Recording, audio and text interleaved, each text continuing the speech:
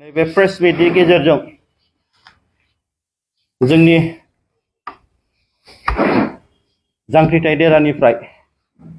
बयनिसिमबो गोजोन हामलायथि बावहरनाय थाबाय। दा दिनै बर' माहारियारि फरायसा आफादा नैबे प्रेस मिटनि गेजेरजों दे जोंहा मैयासो जानानै थांनाय जि समायसा दे बर' माहारियारि फरायसा आफादनि सेन्ट्रेलनि मानगोनां गाहाय नेहाथारि डक्टर निजोमगोरा ब्रह्म बेजों लोगोसे सेन्ट्रेल कमिटिनि भाइस प्रेसिडेन्ट सन्जय नार्जारी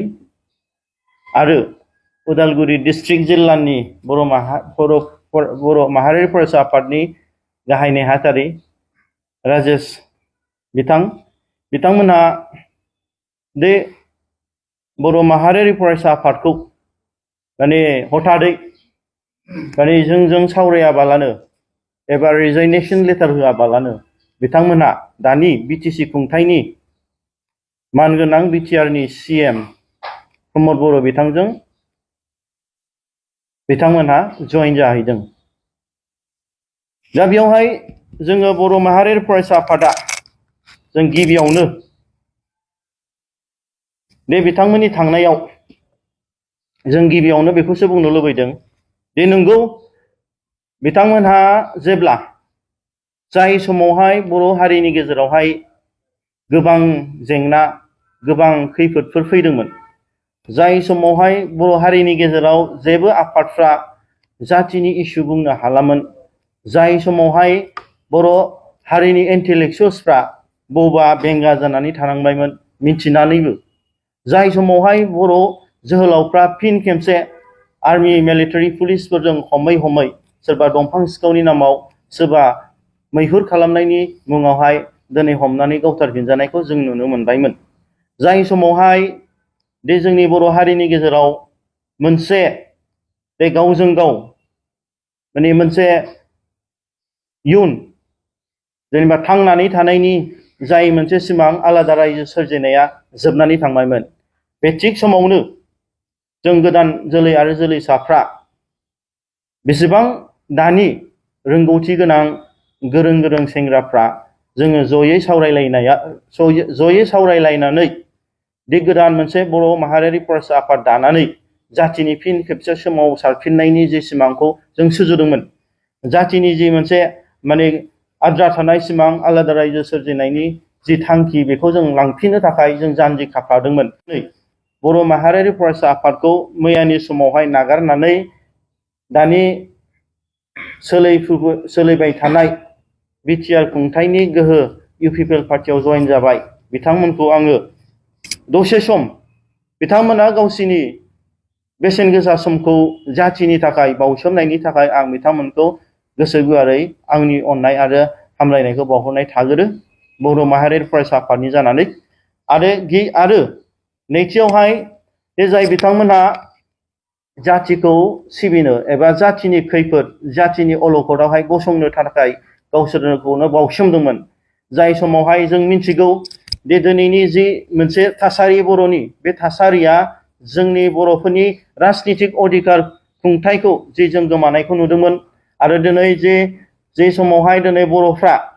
जे मोनसे फिसा बिटिसि खुंथाय जे गावनि निजे खुंथाय सेल्फ रुल बिनि गोहो आरो बोलोखौ दिनै स्टेटआ लांफिननायखौ जों नुनो मोनदोंमोन। आरो जाय समावहाय दानि जि जोंहा बिटिसिआ मोनसे थार्ड ग्रेड आरो फोर्थ ग्रेड साख्रि होनायनि जि मोनसे मोन्थाय दंमोन, बेबो दिनै बोसोरब्रैनि गेजेराव दिनै मोनसेबो जाफुंसारनायखौ नुवाखैमोन। जाय समाव बिथांमोना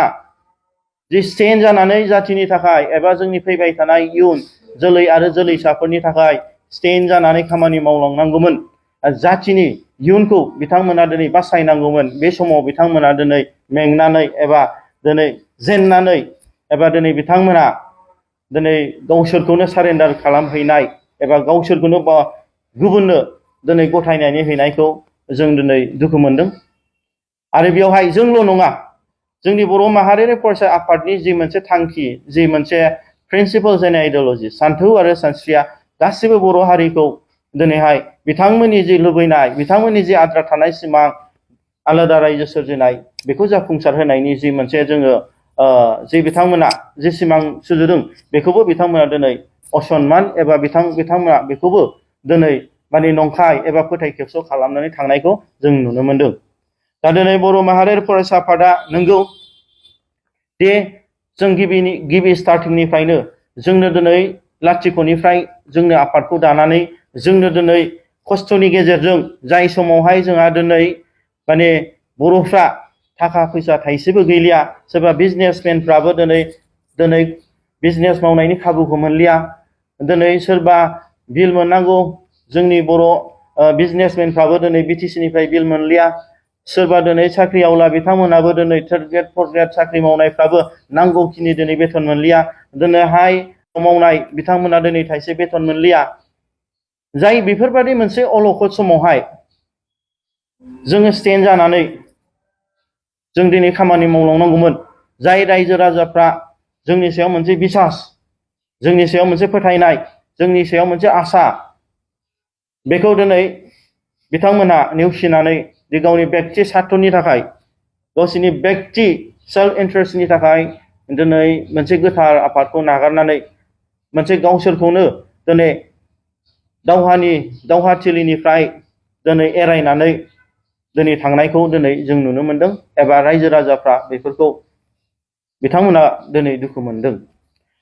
दा नंगौ गमामायैनो दे जोंनि बे बर' माहारियारि फरायसा आफादनि जि मोनसे दावहाथिलियावहाय आगान सुरनायाव गोबां खैफोद खैदान जों मोनदों निस्सय नंगौ दिनैहाय जोंहा दिनै बे बनसुनि दैदेनगिरि बिथांमोनखौ दिनै नंगौ स्टार्टिंनिफ्रायनो फोजोबस्रांनाय नाख्रेबनो नागिरनायनि जि एन्टि ट्राइबेलफोरनि पलिसि दिनै असमिया मेलेमजिबि बिथांमोननि जि स्ट्रेटेजि पलिसि बिथांमोना दिनै जाय आफादानो बर'फोरनि थाखाय आलादा रायजो बिदों एबा बिगोन बेखौ फोजोबस्रांनायनि जि बिथांमोननि षड़यन्त्र बेखौ बिथांमोना इमप्लिमेन्ट खालामबाय थादों नाथाय बिथांमोना दिनै गावसोर डाइरेक्टलि हायैनि थाखाय जोंनि दिनै बर'फोरनि दैदेनगिरि एबा बुंनो थाङोब्ला दिनै दानि बिटिसिनि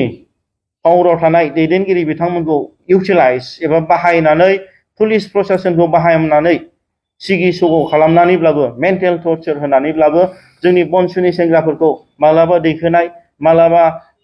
थानायाव लेंहरनानै मेन्टेलि टर्चार खालामनायखौ जों नुबाय थादों। थेवब्लाबो बर' माहारियारि फरायसा आफादा गावनि जि मोनसे थांखिखौ जों होसोनायाव दिनै जों मेंनानै थायाखै जे जोंनि थांखिखौ जों होसोलांबाय थादों आरो दिनैहाय जोंनि बर' माहारियारि फरायसा बिथांमोनखौ दिनै जोंनि मानगोनां बिटिआरनि CM बिथाङा प्रमद बर' बिथाङा दिनै थाखा फैसा जासिनानै एबा थाखा फैसानि माने डिसकासन खालामनानै पलिसि खालामनानै बनसुनि सेंग्राफोरखौ लांबाय थानायखौ जों नुनो मोनदों आरो बेल' नङा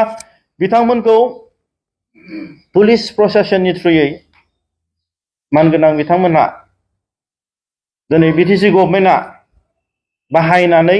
जोंनि सेंग्राफोरखौ थिखोनाय मेन्टेलि हेरेसमेन्ट होनायखौ जों नुनो मोनदों।